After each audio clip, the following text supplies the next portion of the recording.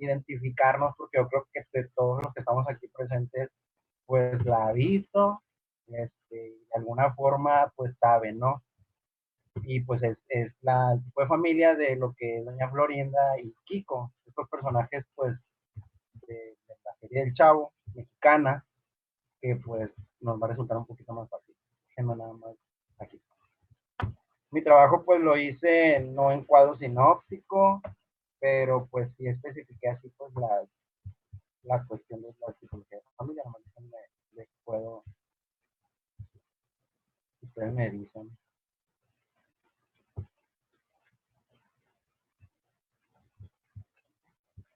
Y bueno, a ver,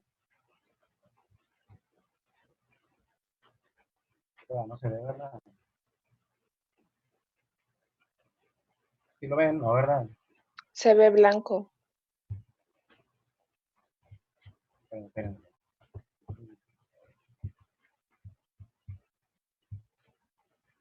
Listo. ¿Se ve?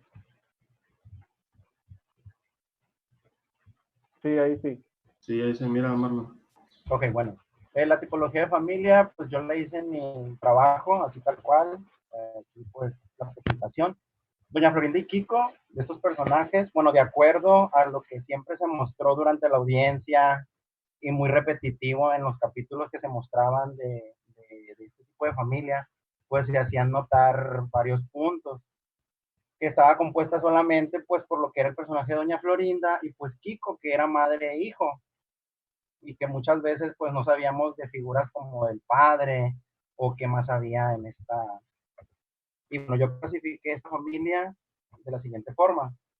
De entrada, para mí en el desarrollo familiar, pues una familia tradicional, ¿no? Pero en este caso, pues nada más, yo la clasifiqué como tradicional porque pues la madre era la dedicada al hogar y pues el hijo, la funcionalidad que hay. Según la demografía, para mí este tipo de familia era una familia urbana. Sí lo puse en duda eso porque dije, bueno, si era la ciudad, pero pues era la Ciudad de México, entonces vivían en una vecindad, pero pues una familia urbana porque contaban con todos los servicios necesarios, que aquí viven una población grande y cuenta con todos los servicios domésticos. Ese es un segundo punto. Conforme los vaya mencionando, pues ustedes me dirán si están de acuerdo o no. Según su integración, pues esta familia, por obvias razones, era una familia desintegrada debido a que los cónyuges, perdón, pues se encontraban separados, pero quiero pensar, creo que en la serie falleció el esposo, entonces era viuda doña Florinda, pero pues según la definición hay una separación de los cónyuges, así que pues era una familia desintegrada por la falta de la figura paterna. Nunca se ve la presencia o participación estelar de la figura paterna. Solo recuerdo en una ocasión, en un capítulo, que sí se mencionó al padre que había fallecido, por eso Kiko estaba vestido de marinero, porque creo que su papá era marinero, y que algo así de que había fallecido que se lo había comido un tiburón o algo así, entonces por eso pues se dio a entender de que el padre había muerto, entonces era una familia con la pérdida del padre, pues era viuda, doña Florinda, entonces una familia desintegrada. Ahí vamos a hacer un paréntesis. ¿Están de acuerdo o desacuerdo en ese punto?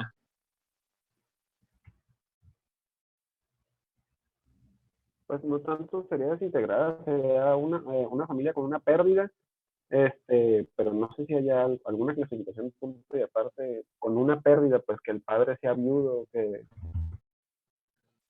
De acuerdo a la clasificación, doctor Osuna, donde está un familiar, ya sea padre o madre, con un fallecimiento, entonces en qué clasificación entraría esa familia?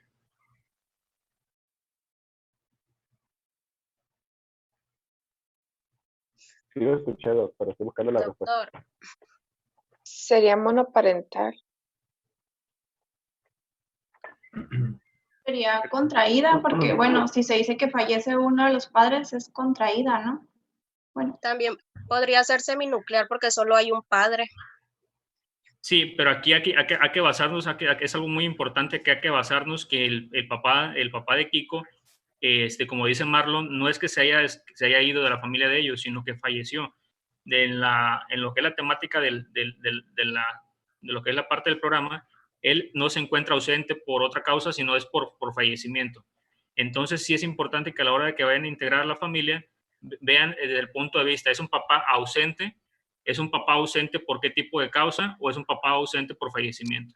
¿En qué tipo de causa puede ser? Puede ser que esa familia sí esté compuesta, pero el señor se fue a trabajar a Estados Unidos, pero todavía sigue perteneciendo a esa familia en cierto punto.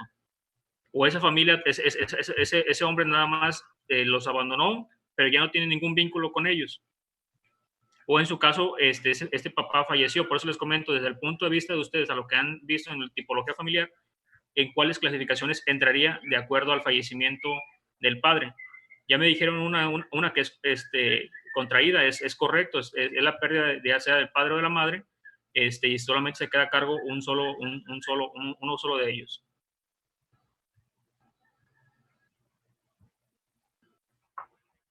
Pues yo puse desintegrada, aunque si se dan cuenta hasta en la definición dice que es por separación.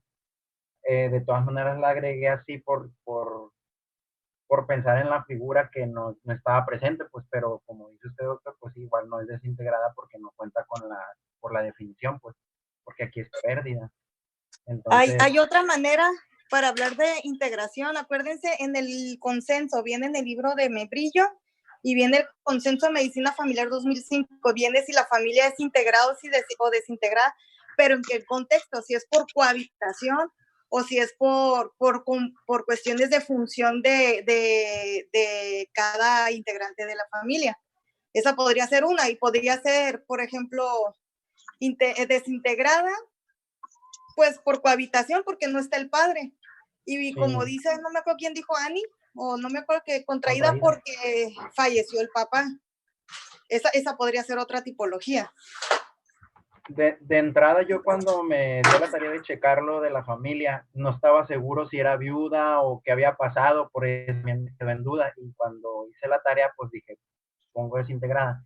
Precisamente ayer en la guardia estuve comentando con unos compañeros y ya empezamos a comentar, y sí me comentaron eso, de que en un capítulo, no lo recuerdo muy bien, se comentó de que apareció un cuadro del papá y que ahí cuentan la historia de que había fallecido, y pues por eso ya entonces sí ya cambió el contexto, pero esta tarea pues se la entregué al doctor antes y ya fue así como que ya después se confirmó de que era viuda doña Florinda, y por eso ya quedó, pero o sea, sí está en discusión porque yo de inicio así lo dejé desintegrada porque pues no hay la unidad de los cónyuges, independiente del motivo, pero pues...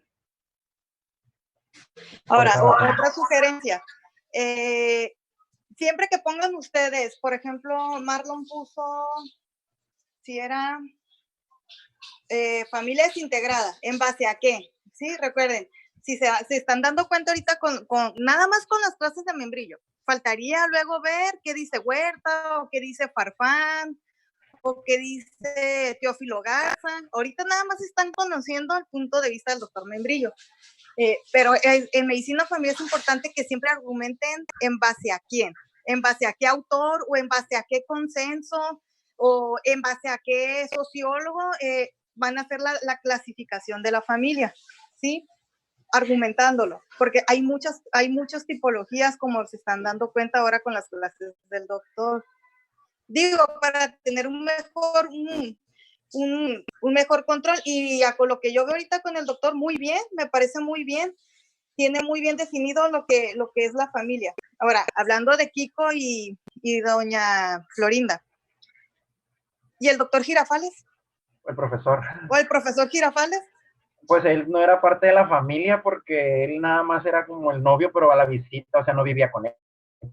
Siempre nada más era visita, aunque no se quedaba a dormir ahí. Pero el detalle es que pues ahí no lo contemplé porque es solamente el novio, pero no tiene ningún lazo, pues no está casado ni nada. O sea, ni siquiera era novio oficial. Eran quedantes. Acuérdense también otro punto. Cuando ustedes a una familia, la ven desde un punto tienen que definir en qué momento la están viendo. Como comenta la doctora Sarabia, o como comentaba ahorita el doctor Marlon, el doctor Marlon tiene la idea de que el papá estaba ausente por otras causas, excepto muerte, Y como comenta la doctora Sarabia, el maestro Girafales entra también en lo que es la parte de la dinámica familiar. Tenemos que entender hasta qué punto ya una persona pertenece ya a una dinámica familiar, y esto es cuando ya esta persona hace cambios o está dentro de los cambios de una familia. Puede ser que Bueno, no en ese duerma, punto, puede ser que no duerma ahí, pero también tenemos que valorar si esa persona tiende a cambiar o tiene algún tipo de, ¿cómo se puede decir?, de influencia dentro de la familia como tal.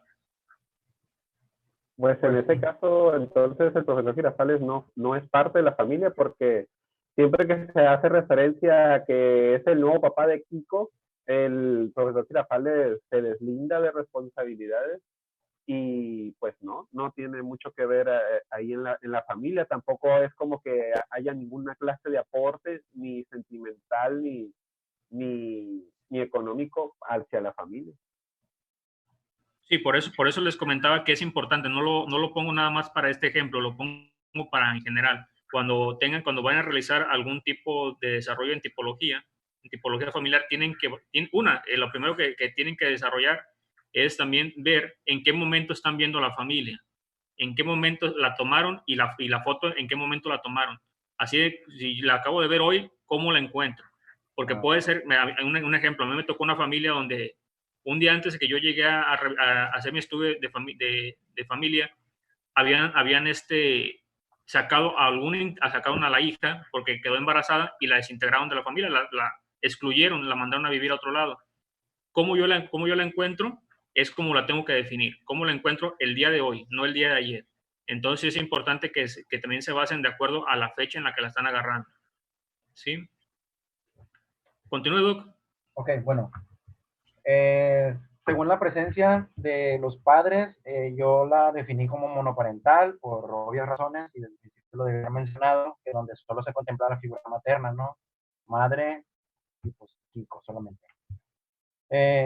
También la clasifiqué como una familia sobreprotectora. Creo que este punto, nadie me va a dejar mentir, donde nos damos cuenta que la figura de autoridad se establece siempre de manera exagerada por parte de doña Florinda a sobreproteger a su hijo, pues, y se da una figura de autoridad que se establecen exageradamente los medios de protección a lo que yo definí aquí, ante lo que se considera amenazante del exterior, para las necesidades de sus miembros, lo que conduce a una dificultad en el desarrollo de la autonomía y el desarrollo de sentimientos o inseguridad e incompetencia, pues de algún hijo o integrante, ¿no? Por la sobreprotección. Y en muchos capítulos nos dábamos cuenta que siempre Kiko iba corriendo a dar la queja, y al ratito ya salía doña Florinda pues a ver qué estaba pasando, y siempre se repetía, y era muy repetitivo los capítulos, porque siempre era muy repetitivo. En cada capítulo nos dábamos cuenta de la misma escena, y que de lo cual siempre nos reíamos de lo mismo y de lo mismo, y pues nos quedaba muy claro. Entonces yo lo definí como una familia sobreprotectora por ese punto. Esto genera pues una incapacidad de resolver problemas individuales que a futuro se van a ver. Pues en el caso de Kiko, si estaba sobreprotegido, pues iba a pasar con él muchas cosas, ¿no? De que pues iba a ser inseguro, no autónomo, etcétera, ¿no? Pero bueno, no sé si en este punto estén de acuerdo, o hablé muy rápido, o alguien que diga lo contrario. Ese punto, ¿de acuerdo a quién lo estás basando? Bueno, es el de la sobreprotección. Sí. Bueno, yo lo tomé por una característica, pues, de que sucedía. O sea, o se refiere al autor. No, me refiero, de acuerdo a la tipología, ¿cuáles serían sus Ok. ¿En qué se basa la cuestión? Es Sí. así, pues no sabría, no sé en qué se base, pero pues es como una característica. Es así, así como las otras, pues según el número de padres, según la integración, según la demografía. Pero esta, pues está muy así punteada, no es con base a, no sé si... Según la etapa del desarrollo familiar, ¿no?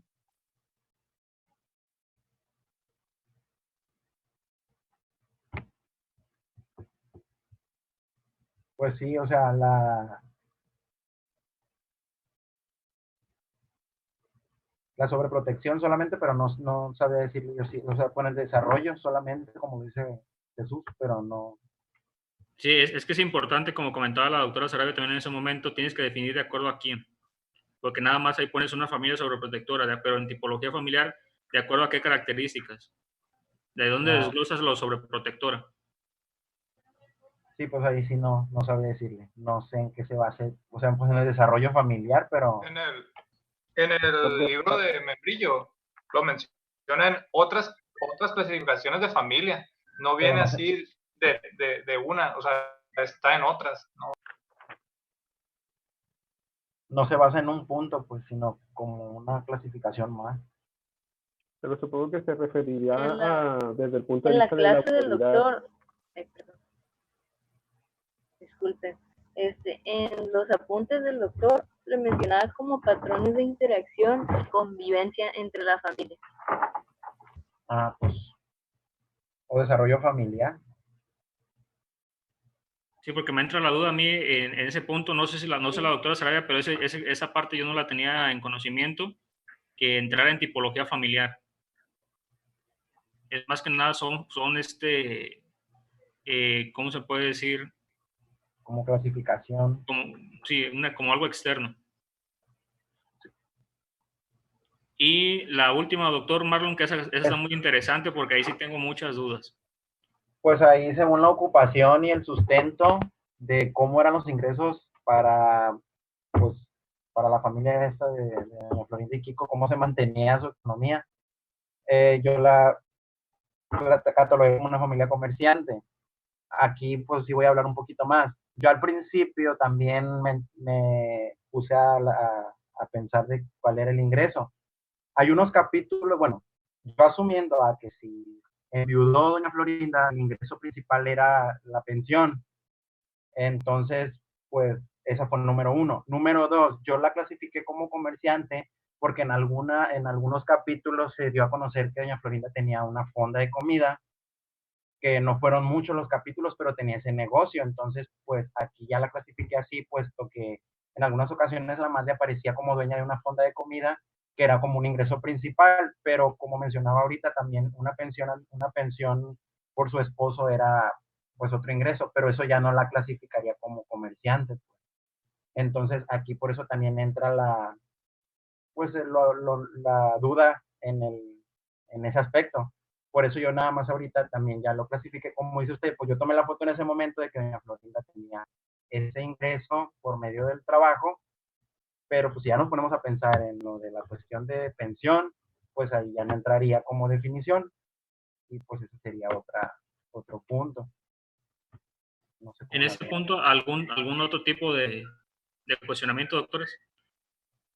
Yo ahí en ese punto, sí, por ejemplo, si estamos viendo al doctor Membrillo, pues, que si estamos especificando que es del doctor Membrillo, según su ocupación, él menciona campesino, obrero y profesional. Profesional, pues nunca se habla que doña Florinda tenga un tipo de estudios o algo así. Como bien comenta Marlon, una vez tenía como una fondita. Entonces no sería ni campesino ni profesional. Entonces yo le pusiera más o menos como de tipo obrera. O sea, en base a que nada más está ABC, pues, o sea, para meterla dentro de las clasificaciones del doctor Membrillo. Eso es algo importante porque también quiero que les quede claro que la parte de la tipología familiar es cambiante. Hoy pueden encontrar una familia de tipo rural, pero si mañana la familia ya se cambió a una urbe, esa familia ya cambió de acuerdo a lo que es la parte de cultura. Si esa familia, igualmente en la parte de familia desintegrada, pueden encontrar una familia desintegrada el día de hoy, pero en una semana ustedes le vuelven a hacer otra vez el test y encuentran una familia ya integrada.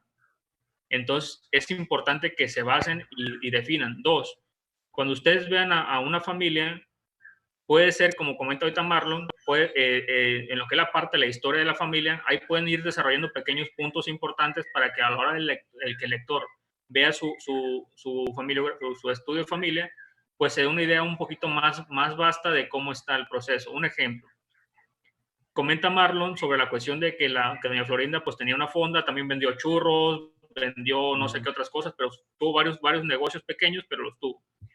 Pero si a la hora de que yo voy y encuentro a doña Florinda nada más viviendo o su único sustento es lo que es la parte de la pensión, pues como tal entra como una familia obrera. Sería, digamos, la clasificación en la que podría entrar. También hay que ser conscientes de que no, si tenemos que basarnos en las clasificaciones, si esta clasificación no le queda como comentaba el doctor, como comentaba el doctor Apolinar, tenemos que buscar el tamaño del zapato al pie. No podemos ponerle un zapato más grande a un pie más pequeño. Entonces, si esa clasificación no queda para esa familia, hay que buscar otra que sí quede, por favor. Entonces, eso es lo importante cuando hagan su estudio de familia. Hay muchas clasificaciones, pero no todas van a quedar para la familia que están estudiando. Igualmente, si la familia, cuando usted la encontraron, fue una familia urbana, pero toda la vida anterior vivió en la parte rural, esa persona se puede poner en la parte de la historia de la familia. Familia con origen rural, ya posteriormente con una modificación por eso y por aquello. Pero cuando ustedes desarrollan la parte de la tipología, desarrollan a como la encuentran. Entonces, si tengan esa idea de que la parte de la tipología familiar es cambiante, puede cambiar de un día a otro. ¿Sí? Y otra cosa importante, doctor Marlon, en ese punto, si tienes dudas en la cuestión de que si esta parte de doña Florinda puede entrar en la segunda ocupación, en esta o en aquella, pero te queda duda, hay muchas clasificaciones en la cual puedes clasificarlos a ellos, que realmente sí que te pueden dar más ayuda para más adelante tener una idea más vasta de cómo es esa familia. ¿Sí? Por eso les comentaba, hay que buscar lo acorde a la familia. ¿Sale? Ok, muy bien. Y pues básicamente ya es el último punto. No nos había mencionado que tendrían que ser, no sé, 10 o más tipos, pues si no, aquí podemos seguir con clasificaciones. Pero estas fueron las que yo consideré con base a lo que se ve, a la foto que yo tomé, vaya, y pues fue lo que para mí, como dice usted, pues lo que más se apegaba. Sí, pues obviamente nacieron dudas en otros aspectos, como lo de la viudez, de que si es desintegrada, si no, pero pues eso ya sería como más, o sea, pues esto básicamente puedo considerar lo vi así a grandes rasgos a lo que yo veo en los capítulos, pues. Pero pues sí sería un poquito más, ya para en un estudio de familia, pues hacerlo más que le quede al zapato. Y otro punto también que hace ratito se me pasó comentarles, con la tipología que dio el doctor Marlon, con el doctor Patrón, él ponía una familia, se me fue el nombre, me recuerda, doctor Patrón, la que puso, disfuncional, puso una familia disfuncional. Les vuelvo a comentar, cuando hagan un estudio de familia, no se basen acorde lo que ustedes piensen que es una familia funcional o disfuncional. Iniciando, hay es para realizarlo. Pero para lo que si ustedes llegan a una familia para lo que ustedes es disfuncional, para ellos es lo más funcional que existe. ¿Sí? Es de lo más funcional que existe. Entonces, como comentaba uno de mis maestros, no quieran armar la taza cuando aún no se ha quebrado. Si así está, la taza está funcional, así déjenla, así está muy bien. ¿Sí? Porque para lo que nosotros puede ser disfuncional, para ellos es lo más funcional. Pues sí. Pues Marlon, te felicito y pues, como te comentaba, ya te comenté el día de, creo que ayer, por eso quería que expusieras tu estudio igual a Patrón, no alcancé a comentarle, pero felicidades, también fue de los trabajos que más me gustó.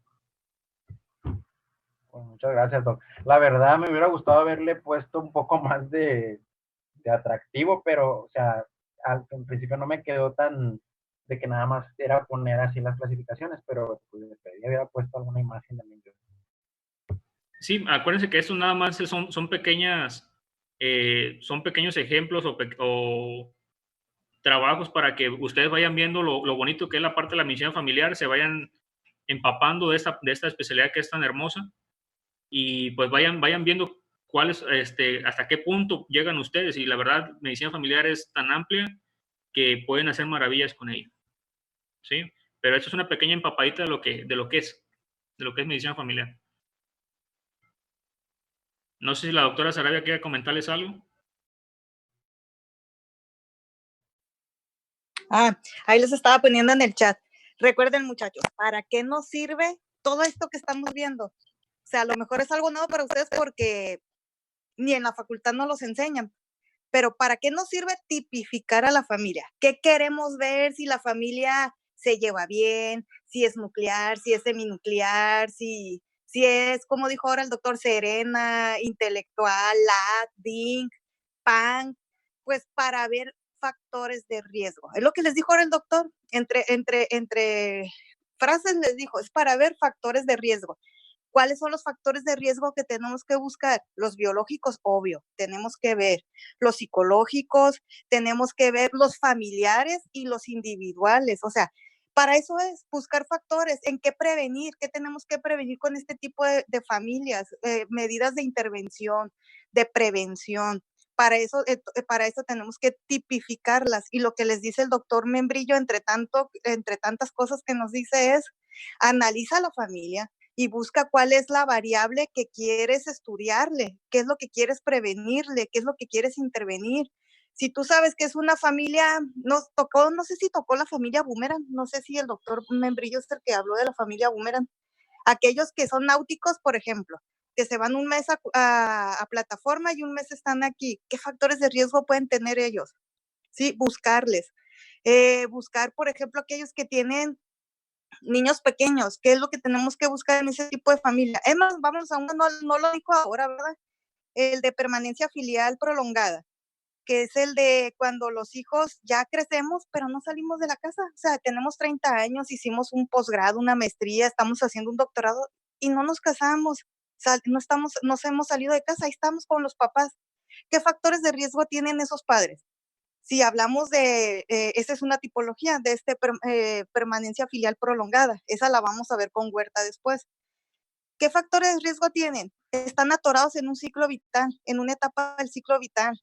Estrés, ansiedad, falta de comunicación, a lo mejor la pareja ya quiere estar sola, pero el hijo ahí está. Y el hijo quiere que le laven, que le planchen, que le hagan comida, que le limpien el cuarto. O sea, todo eso, vamos a ver si el paciente es hipertenso, ¿por qué no se controla? Porque siempre trae la glucosa elevada.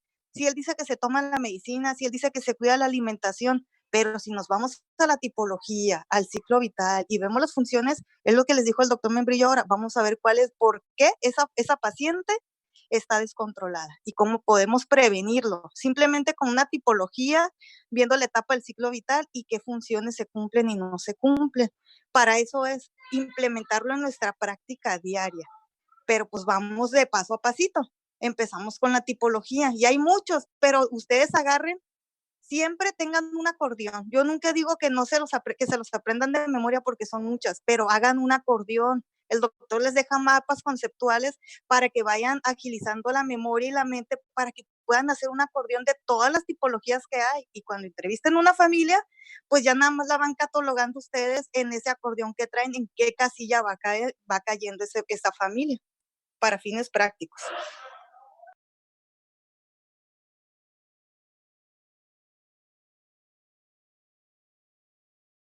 Pues iniciamos, doctora Leal, doctora Lizarga.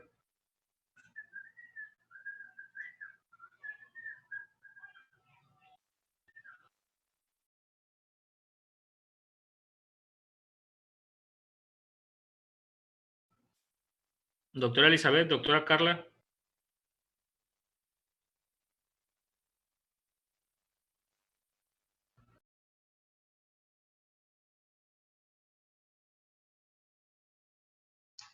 Doc, permítame un momento porque me están marcando de epidemia y necesitan una información. Si quieren, Correcto, podemos empezar nosotros. O inician ustedes, doctor Osuna.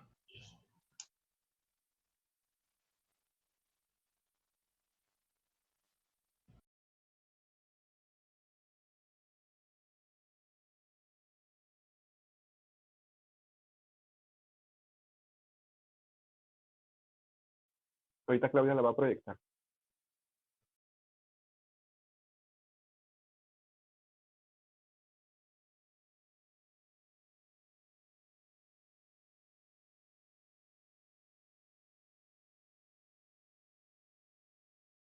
¿Sí se ve?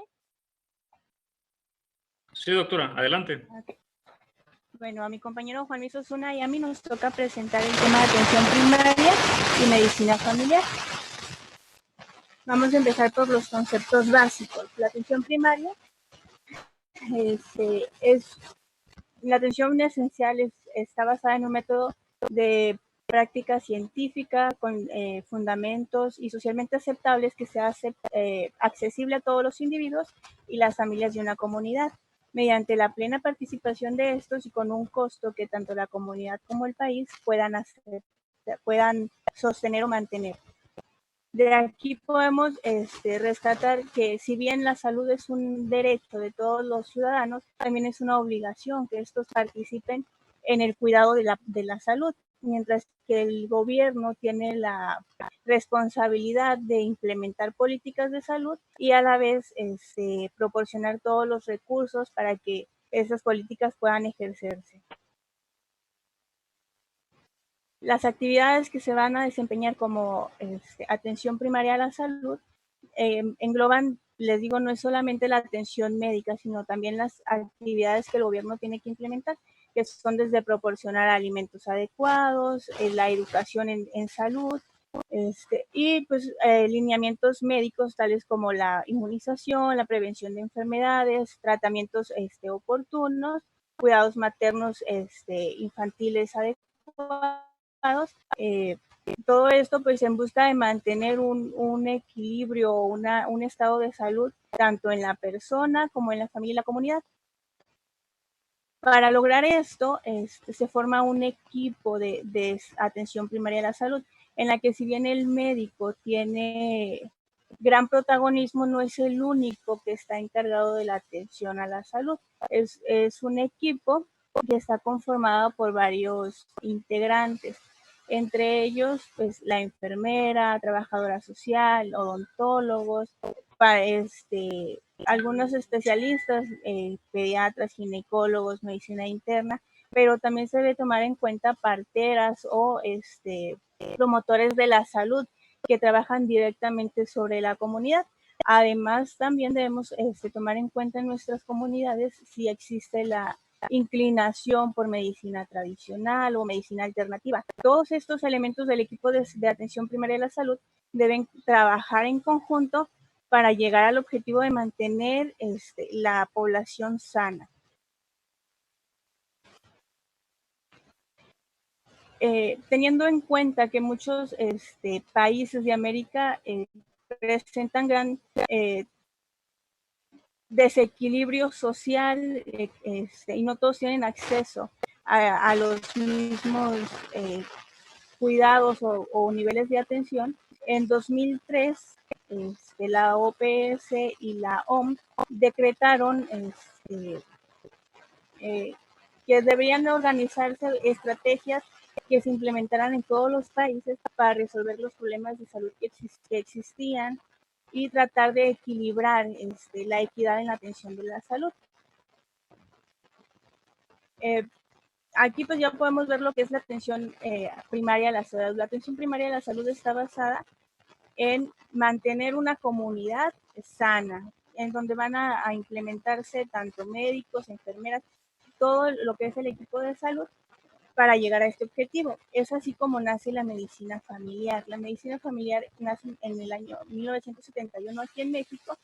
¿Por qué? Porque la medicina se estaba desfragmentando, estaba en auge todo lo que son las especialidades médicas y el individuo no se estaba viendo como tal, sino ya empezaba a verse como órganos, como una enfermedad específica y estaban perdiéndose el ver al paciente como un ente completo. Entonces aquí nace la medicina familiar y debemos tener en claro algo que siempre nos están recordando. Medicina familiar no es el basurero del resto de las especialidades. Es una especialidad muy compleja y tiene un alto nivel de atención. Entonces debemos tener en cuenta esto. Somos el pilar de la atención primaria. La atención primaria siempre va a ser uno de los indicadores de bienestar y desarrollo de un país. Entonces somos el pilar de esta atención. Y Como médicos familiares debemos, o más bien no debemos perder de vista que nuestra función debe estar orientada en la atención primaria, manteniendo una educación médica continua, sin olvidar el humanismo con el que debemos tratar a nuestros pacientes y comportarnos como líderes en la atención de nuestra comunidad. Aquí va a continuar mi compañero hablando de cómo medicina familiar se empata o en la atención primaria a la salud. Bueno, voy a continuar con el tema. En esta hay que entender que de la atención primaria de la salud y la medicina familiar se llevan de la mano, ya que es menester del médico familiar brindar esta atención primaria a la salud. Y dentro de esta relación podemos entender algunos conceptos, como lo son el primer contacto, entendiendo que el médico familiar es idealmente el médico de la familia, valga la redundancia, que va a ser un acompañante y va a ser un amigo de la familia que le permita pasar estas enfermedades de la mejor forma posible. También se comenta que el médico familiar o familiarista, como lo mencionan en algunos artículos, tiene que resolver entre el 80 y el 90% de los problemas de la salud. De esta forma permitiría evitar la sobresaturación de los servicios.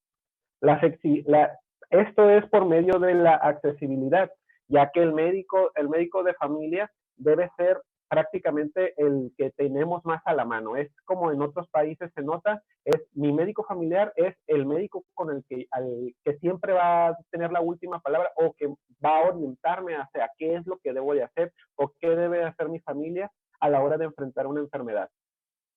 La atención integral e integrada hace referencia a que tenemos que ver todo el aspecto biopsicosocial y además favoreciendo una relación entre la promoción, la prevención, el tratamiento y la rehabilitación de este paciente y dentro de un círculo social que es la familia. Se le da continuidad también, ya que a este paciente no es nada más una vez, no solamente se le va a resolver un problema y se espera que ya no vuelva hasta que tenga un nuevo problema. Al contrario, una vez que ya tiene antecedentes el paciente, se le da una continuidad y se continúa con una nueva prevención desde ahora, una comorbilidad ya preestablecida. Entonces, en este tipo de situaciones, el médico familiar, una vez que se presentan este tipo de enfermedades o desde antes, ya se le está dando un seguimiento y este médico familiar ya conoce al paciente desde antes. La orientación familiar y comunitaria, le puedes dar a la coordinación, perdón. En cuanto a la coordinación, tenemos que idealmente el médico familiar debe dirigir a los pacientes para poder solucionar sus problemas de salud. Vemos que vamos a echar mano de algunas especialidades dependiendo de la situación del paciente y ya sea si requiere algún tratamiento especializado o algún procedimiento quirúrgico, va a echar mano de dichas especialidades para poder darle seguimiento y solución a la enfermedad del paciente. De tal forma que el médico tiende a ser un coordinador de enlace entre las diferentes especialidades y servicios para que el paciente pueda llegar a recuperar la salud o llegar a un punto más estable. La siguiente, por favor.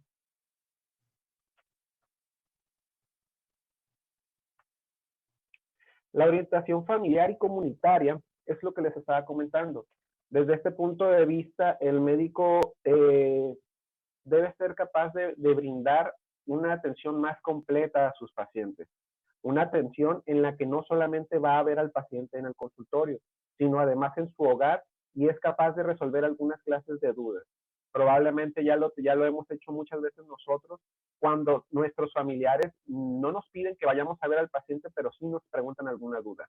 Sí nos hacen saber alguna duda de si es necesario ir de urgencias, que si es normal, dependiendo del padecimiento que tenga el paciente, si es normal que tenga ciertos signos o síntomas.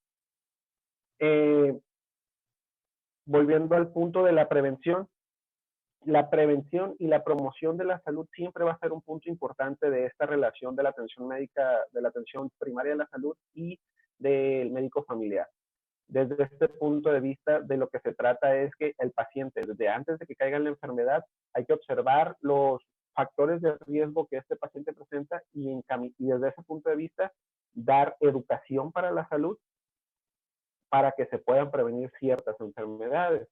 La atención apropiada es el uso de medidas, tecnologías y recursos en cantidad y calidad suficientes para que se pueda recuperar la salud del paciente o evitarse ciertas enfermedades. Los recursos adecuados y sostenibles.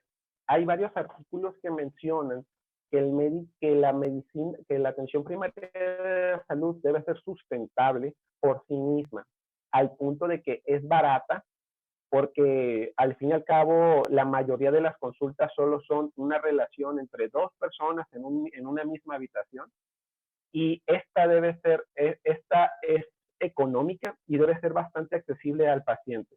Desde este punto de vista, pues debe encontrarse dentro de la comunidad donde el paciente y la familia radican.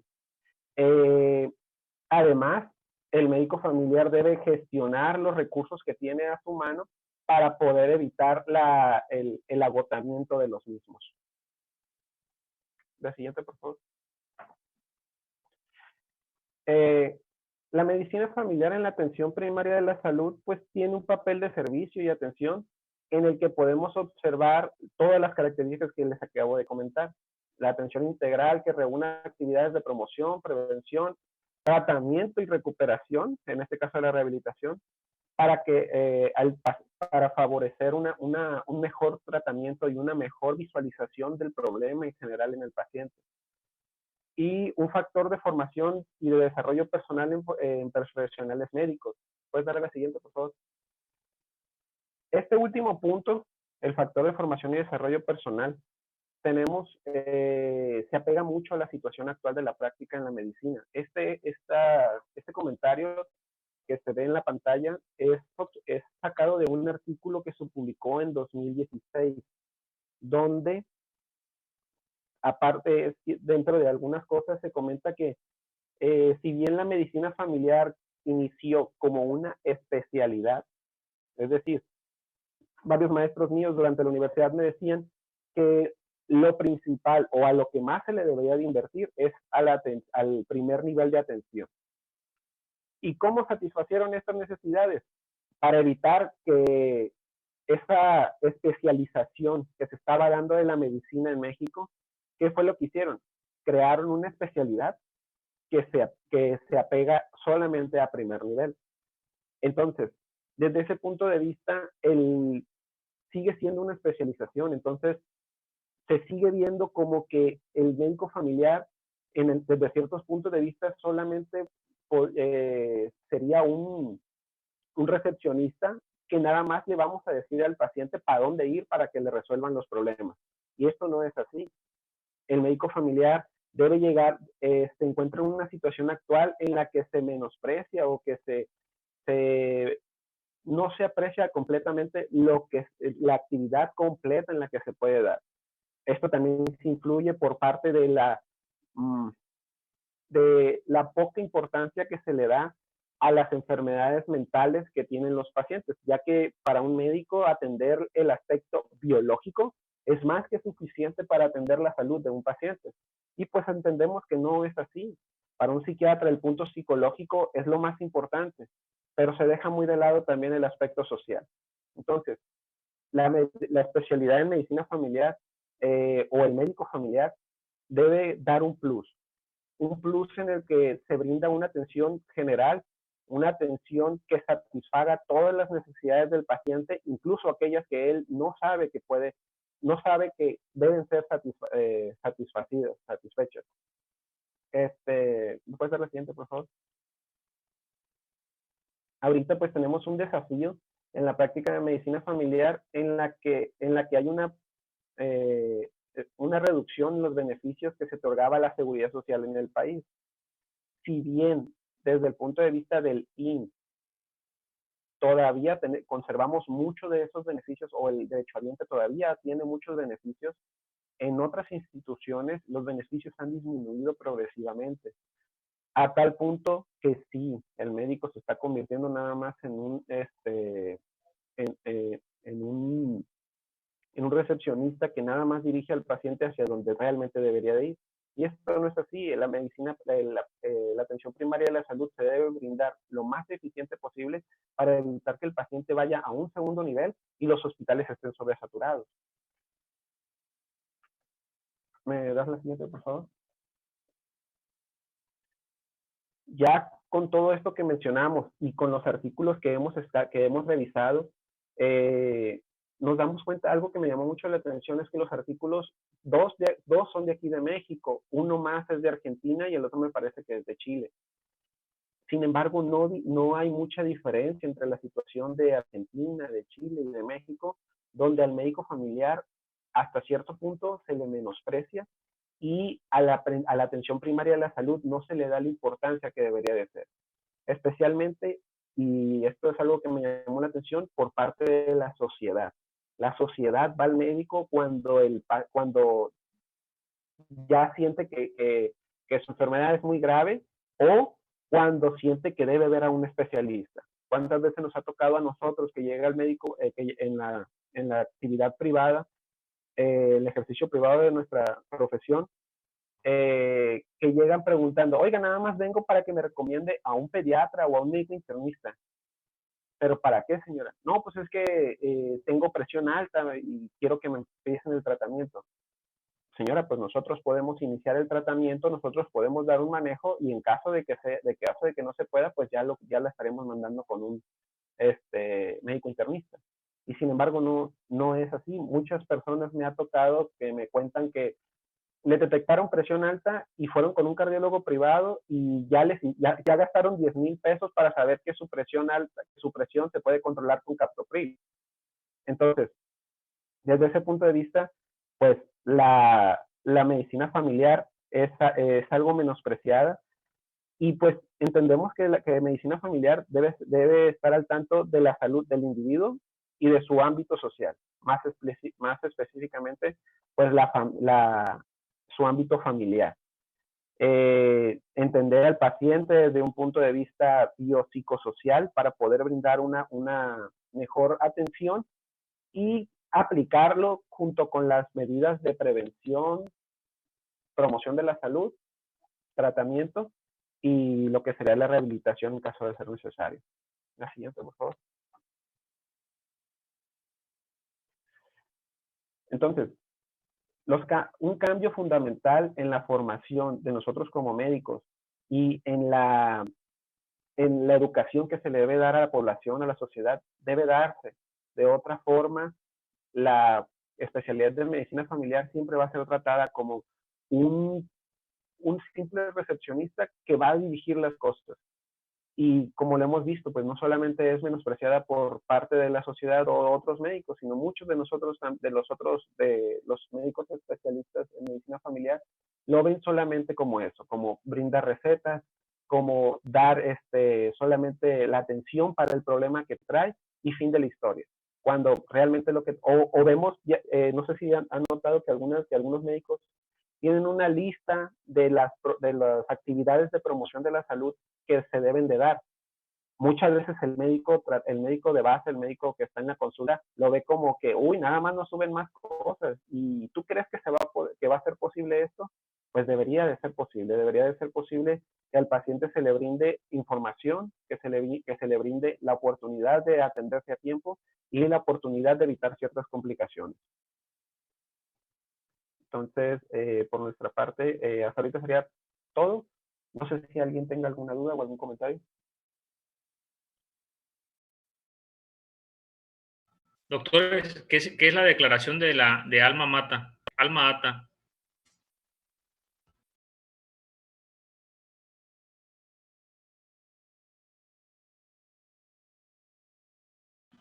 Fue una propuesta que hizo la OMS, ¿no?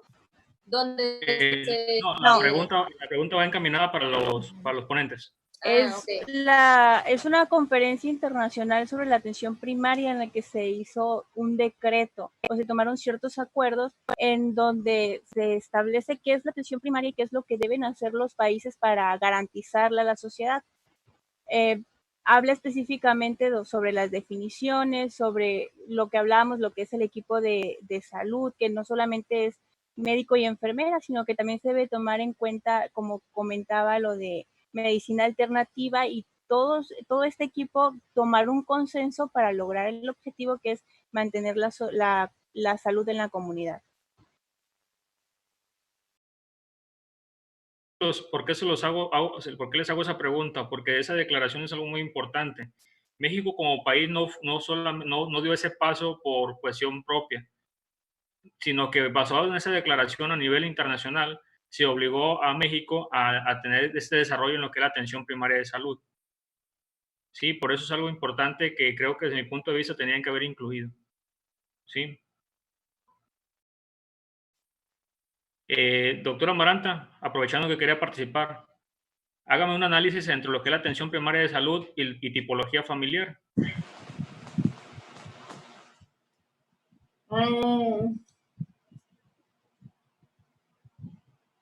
No me veas así.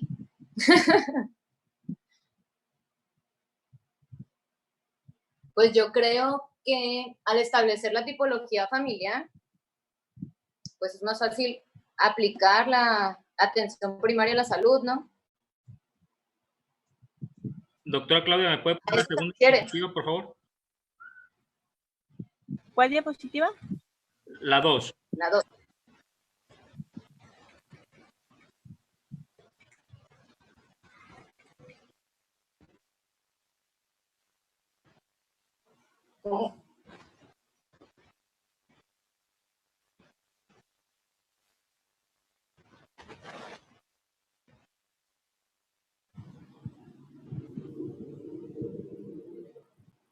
Donde venían los cuadros de características de atención primaria en la salud. Si no mal recuerdo si era la 2. Esa. Ahora sí, doctora, viendo esa diapositiva en atención primaria de salud y tipología familiar, ¿qué análisis me podría realizar ahí? ¿Se acuerda de la tipología familiar de caricatura que le tocó a usted? Sí. ¿Me recuerda cuál fue? La de Tommy, de los Rugrats. Correcto. De acuerdo a esas actividades de atención primaria en salud y de acuerdo a la tipología que usted realizó, ¿cuáles son las medidas preventivas a corto y mediano plazo que esa familia tendría que haber tenido? Los cuidados maternos infantiles, las inmunizaciones, educación sanitaria, todo.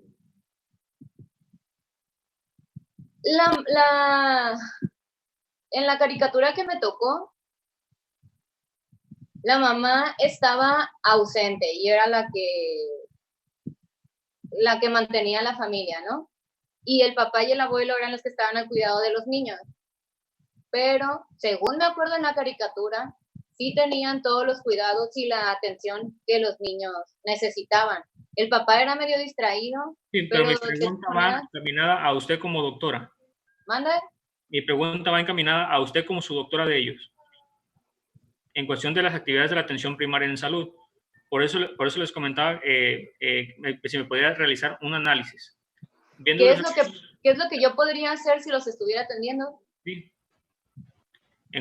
Acorde a su tipología familiar que usted me mandó, ¿cuáles son las cosas que usted estaría valorando para prevención de ellos o en su caso para tratar alguna problemática que ellos tuvieran? Pues es que indicarles cada una de las actividades que vienen aquí de atención primaria a la salud y orientarlos en cómo podrían aplicarla. Sí, ¿se acuerdan que hace poco ustedes me habían comentado, creo que alguien me preguntó sobre la cuestión de que si nosotros estaba hacer una terapia familiar? Como les había comentado, viviéndolo aquí ahorita el doctor Osuna y la doctora Claudia en actividades de la atención primaria, es donde entramos nosotros. Nosotros no inmunizamos, pero si tenemos una familia donde tenemos, a la hora de hacer una tipología familiar, vemos que tienen a un pequeño, ¿sí? A ese niño vamos a mandarlo a lo que es la parte de lo que es inmunización. vamos a mandarlo a la enfermera especialista en medicina familiar para los cuidados maternos infantiles. Si tenemos al adulto mayor, que en el caso está el abuelo, vamos a mandarlo también a inmunización, no solamente a los pequeños, también a los adultos, a las vacunas correspondientes para mayores de 60 años. Entonces, es lo que comentaba la doctora Sarabia, comentaba el doctor Apolinar, y ahorita les comento, y también ya les había comentado anteriormente. Nosotros somos un equipo como tal. Entonces, tenemos que ver todas las actividades de atención primaria que nosotros tenemos y valorar hacia cuáles son las que corresponden a nuestra familia que estamos estudiando. No sé si quedó claro o queda una duda.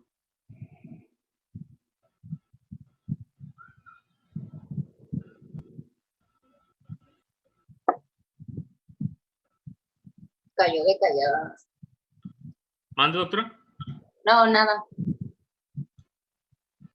Pero dura. Entonces sí es importante que cuando ustedes vean a su familia, ahorita que la están viendo, la familia de caricatura, pues vean cuáles son las partes preventivas que ustedes tienen que realizar en ellos. Cuáles son los servicios a los cuales tendrían que haberlos enviado. Sí, para mejorar todo lo que es la parte de la funcionalidad y la dinámica familiar. No sé si tengan alguna duda para los doctores. Si no, para iniciar con la doctora Elizabeth.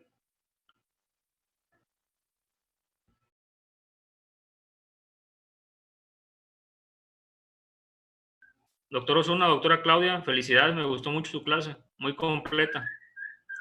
Gracias, doctor.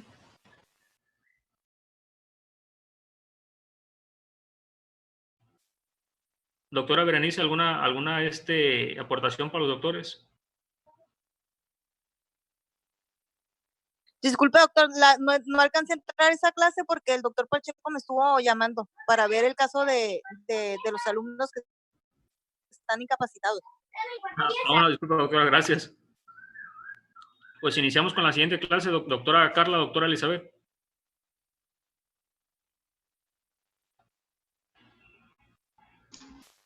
Nada más que necesito que Claudia quite de compartir su pantalla para compartir la nuestra. Nada más díganme en dónde porque estoy intentando y no lo logro. Ahí donde le pusiste compartir pantalla, ahí mismo le aplastas. Y te va a decir dejar de compartir pantalla, algo así. Está un icono rojo donde dice stop. Ah, sí, ya. Gracias.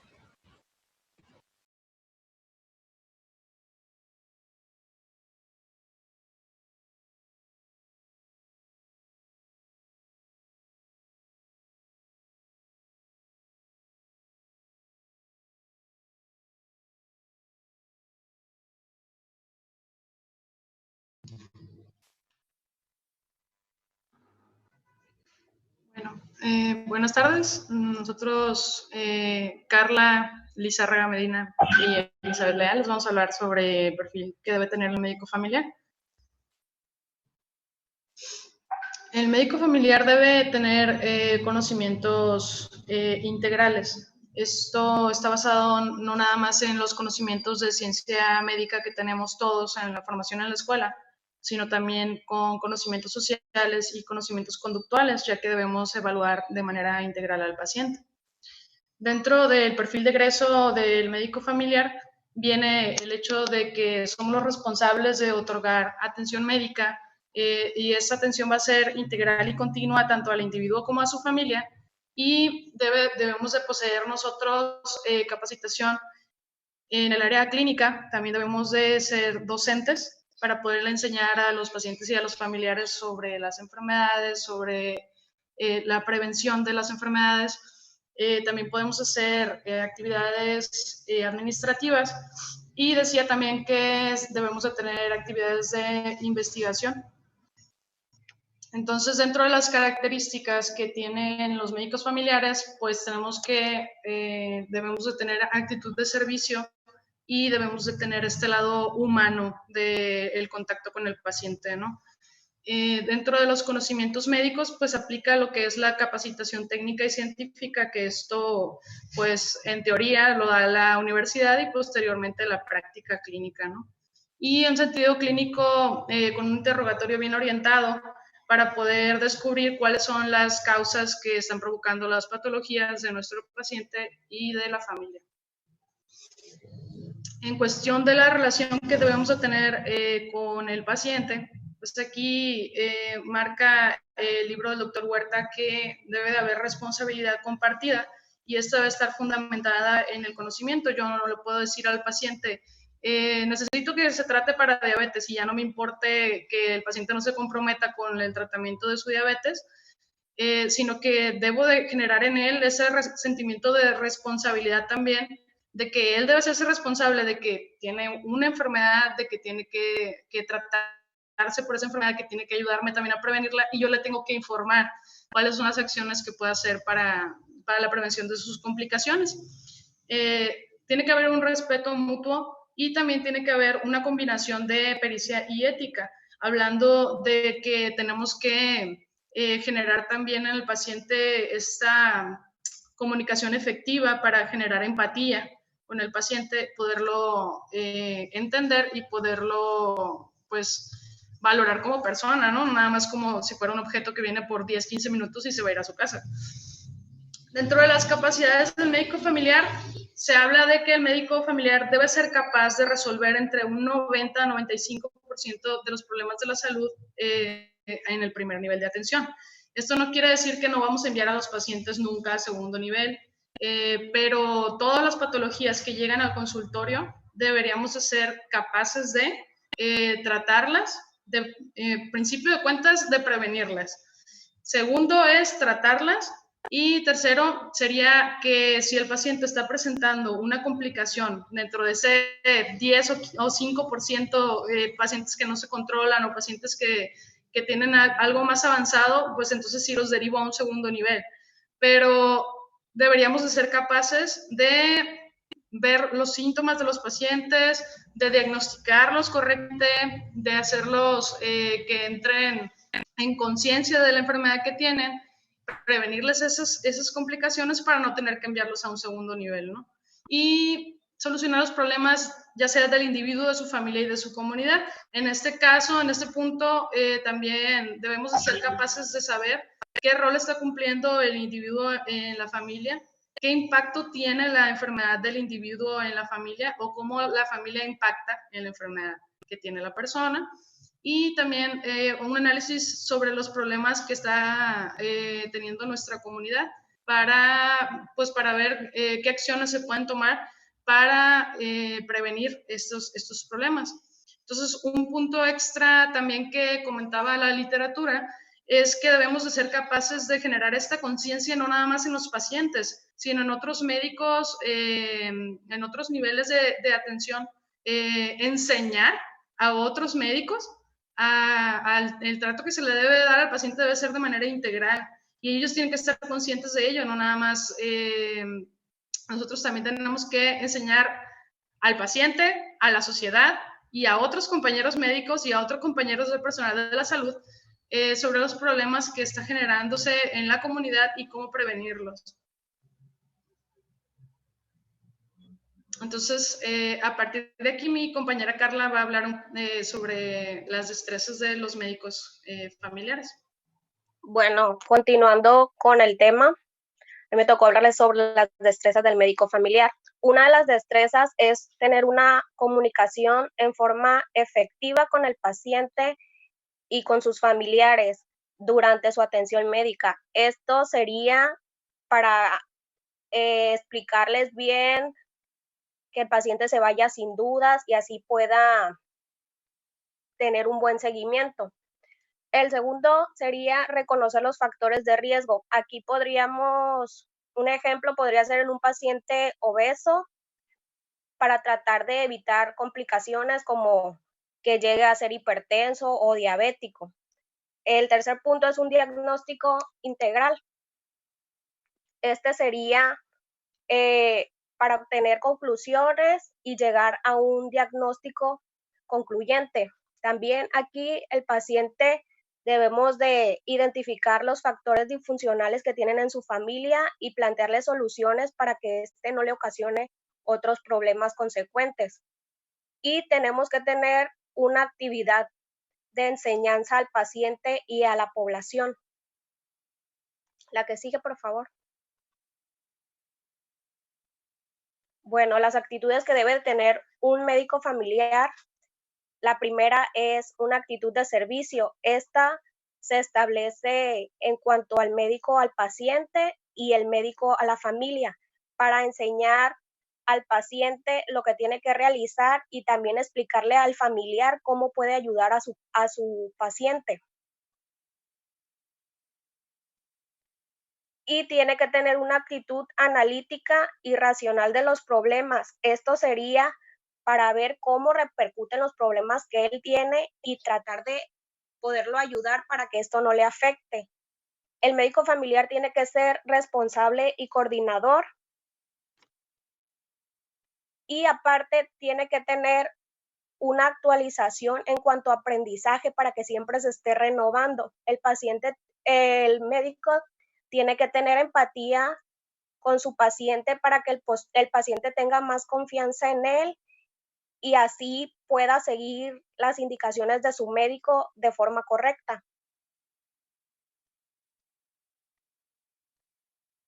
Las competencias. Bueno, las competencias, aquí el médico familiar utiliza conocimientos, habilidades, actitudes para el desarrollo y su especialidad de forma eficaz. Esto con la finalidad de que todas las situaciones que corresponden al campo de su práctica, y esto para lograrlo se tiene que hacer mediante un liderazgo para organizar, motivar y coordinar a todo el personal que está a su cargo con el propósito de alcanzar mejores propósitos en su institución. La que sigue, Eli. Bueno, como conclusión, como médicos debemos atender las condicionantes pasadas y presentes del proceso de salud de enfermedad con un enfoque a la familia. Esto para relacionar lo que ha pasado y poderlo anexar al presente y saber cómo ayudar a nuestros pacientes. Eso es todo de mi parte. ¿Dudas? ¿Comentarios? Doctora Carla, cuando usted está enfrente de un paciente hablando de lo que es la parte de la atención efectiva en cuestión de poderes, ¿cómo se maneja esa parte? Cuando usted está enfrente de un paciente, ¿cómo llevar esa parte efectiva y afectiva en la cuestión de la atención? Pues en lo efectivo yo entiendo que es crear confianza en el paciente, explicarle bien al paciente, ya sea de su enfermedad o si el paciente va por alguna duda, darle los medios para que él se vaya entendiendo todo y pueda realizar todo de manera correcta.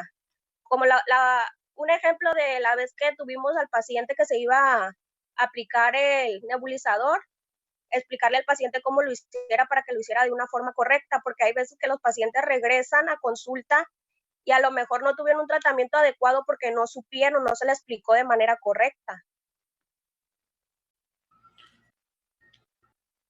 Algo importante cuando estén enfrente de un paciente hablando ahorita que cuáles son las aptitudes y actitudes de un médico familiar, es también esa parte de lo que es las jerarquías o en cuestión de jerarquías de poder. Cuando usted está enfrente de un paciente, normalmente siempre el médico está arriba en poder o en jerarquía del paciente, pero también tenemos que enseñarnos a ceder esa jerarquía. ¿Cuándo la vamos a ceder esa jerarquía? Cuando el paciente nos hable de lo que es la parte de su sentir, porque nadie es más experto en su sentir que él, ¿sí? Entonces, cuando nosotros bajamos al nivel del paciente para entender desde lo que es la parte de la jerga popular en la que él habla, porque muchas veces pueden llegarles a decir que me duele, no sé, me duele la coyuntura, me duele ya no ahorita en ese momento no me acuerdo de las palabras que de repente usan, pero uno se queda así como que pues, las corvas. La rabadilla. Me duele la rabadilla, La me duele La chopachuela.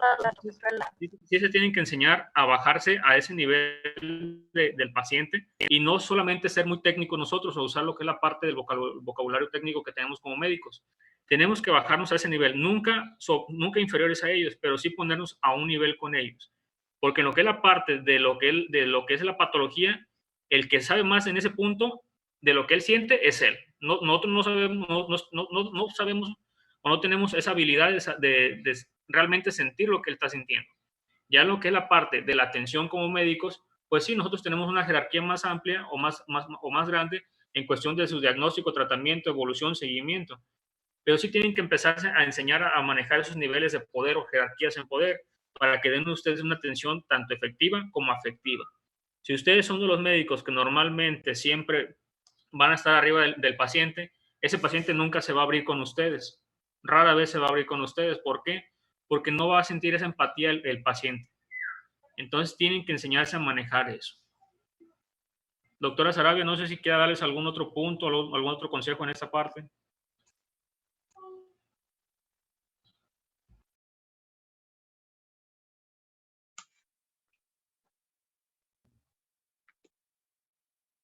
Creo que la doctora Sarabia está ocupada. ¿Algún otro punto, doctores? ¿Cómo ven hasta el momento estas dos clases que nos dieron?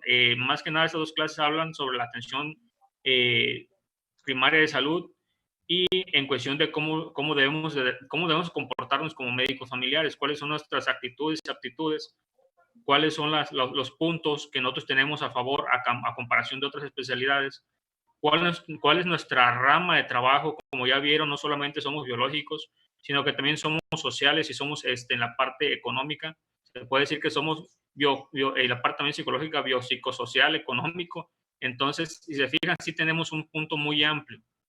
Creo que ya se conectó la doctora Sarabia para que nos dé un consejo o una aportación. Hablando de ahorita lo que están diciendo, el 90-95% es lo que nosotros nos corresponde estar ahí en la consulta o valorar. Por eso es muy importante que yo digo que es la única especialidad que somos integral, pero muy completa, puesto que nosotros vemos pacientes de ginecología, pacientes de pediatría, pacientes de cirugía, de medicina interna, todo tipo de pacientes nos va a llegar a nosotros.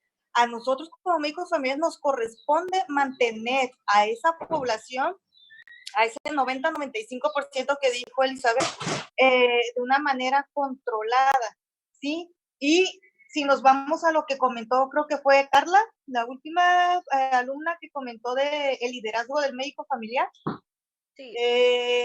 Si nosotros somos líderes de la consulta de todos esos pacientes, ese paciente crónico degenerativo, atópico, lo que sea, vamos a mandarlo a hacer una interconsulta con el especialista o subespecialista en la rama de la patología que padece el paciente, pero va a regresar contigo, ¿sí? Tú le vas a dar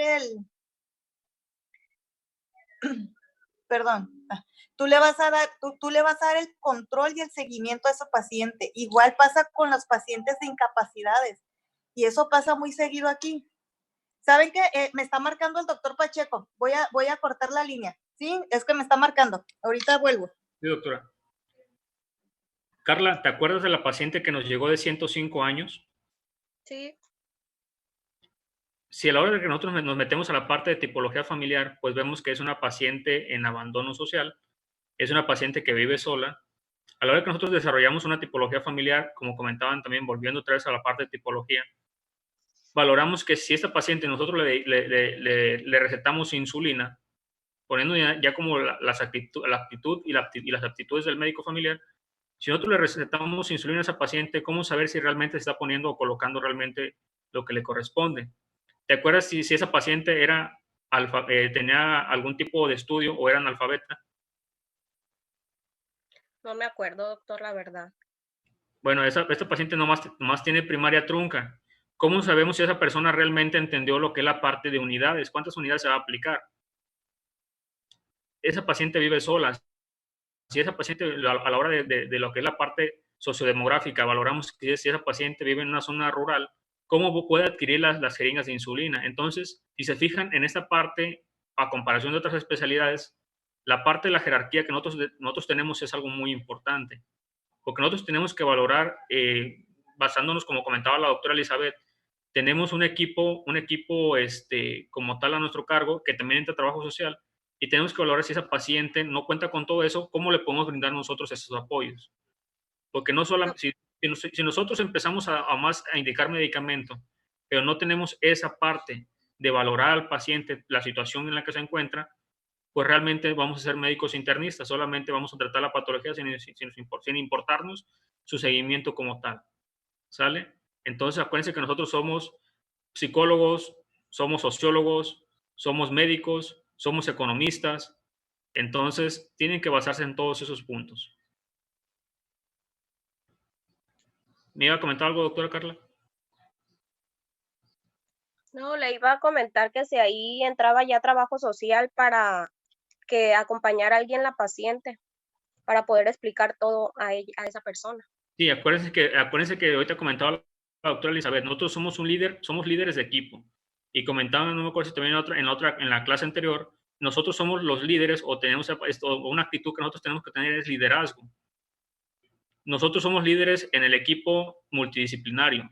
Aún esté el médico internista, el pediatra, esté el ginecólogo, nosotros somos los líderes en ese equipo. ¿Sí? ¿Por qué? Porque el paciente desde el inicio fue nuestro y el que le va a dar el seguimiento somos nosotros. Pero nosotros somos líderes. Que cedamos el liderazgo momentáneamente es otra cosa.